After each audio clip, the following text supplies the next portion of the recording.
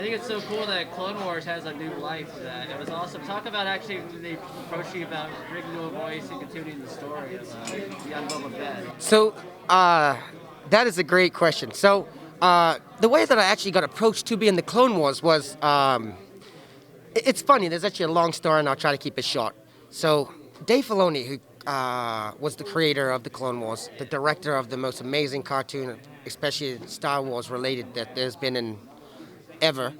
I would see him at these conventions. So what I would do is, if I saw him like about to buy lunch or about to buy something, I would run over and I'd quickly try to buy that meal for him.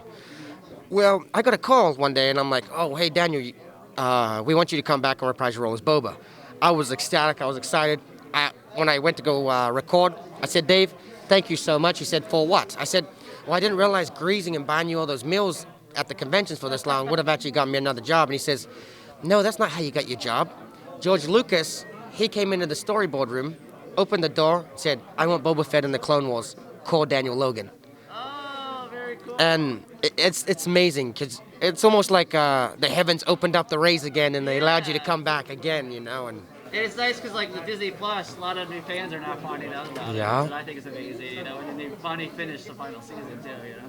there was nothing like it. I mean, Clone Wars, now they're going to continue the Bad Batch, which is going to be obviously an offspring of the Clone Wars, which is going to be phenomenal. I mean, I can't wait for them to start exploring more of... it's really Boba Fett's culture when you think about it. You know what I mean? Boba Fett was such a small, tiny role in Star Wars, but became this huge, iconic role in the world and the franchise of Star Wars. So now that they're expanding not only on Boba Fett, but Jango Fett, his father, and then the clones in between, it's We got the Mandalorian now. I'm Book still of hoping Boba one Fett. day we'll get all like a cameo of you and some other people that played him in the past. Just in the background somewhere or something, you know. exactly. Well, you know, I think... Dave should owe you for that, you know. You know, the thing is, basically, every opportunity to be in Star Wars is a blessing, you know, and it's one of those things where you get the call, you drop everything, you know.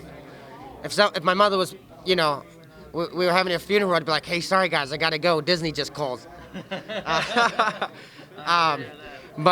Yeah, it's an awesome role, Boba Fett, and the Clone Wars was just an awesome opportunity to expand on my character. Very nice. You still train with Ray Parker? I saw you did some workout videos with him. Ray and I, You know? Ray's been like my big brother for most of my life, and he trained me in so many different martial arts, from Shaolin to Wushu, but then we trained boxing, kickboxing, pretty much every single martial arts there was.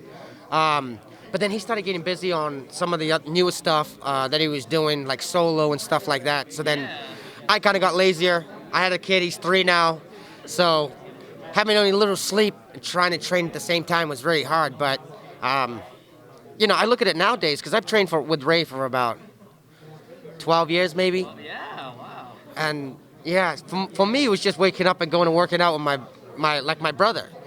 But to a lot of people now being able to share my experiences, it's actually a really humbling thing that I got to train with Darth Maul himself. Yeah. Pretty much every day almost. Very cool.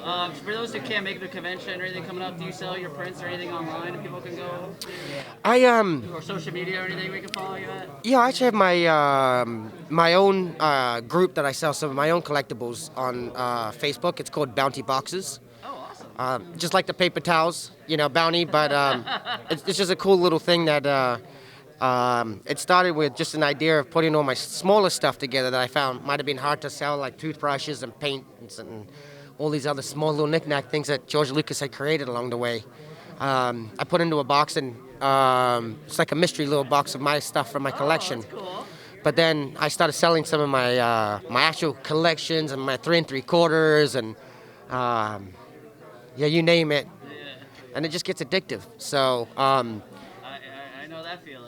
yeah, for the collector side, my Bounty Boxes group is a private group on Facebook. But then I also have Instagram, which is Insta Daniel Logan. I need to get better about getting back on and sharing more of my life. But Well, that's why I saw your workout stuff was right. yeah. So I got to get back to Instagram and feeding that gram again. You know, I've been a little busy working on other things. Oh, anything coming up you're allowed to talk about or anything? Or? Can't talk about, but Find out when you can, I guess, on Instagram. Exactly. Yeah. I have a show that I'm going to be working on soon, personally, that I'm going to add to the world as well. So there's a lot of good stuff coming. It's just about the When you're allowed bit to of time. talk about it. Exactly. Gotcha. Exactly. Well, thank you so much, man. Appreciate it. You are so very welcome.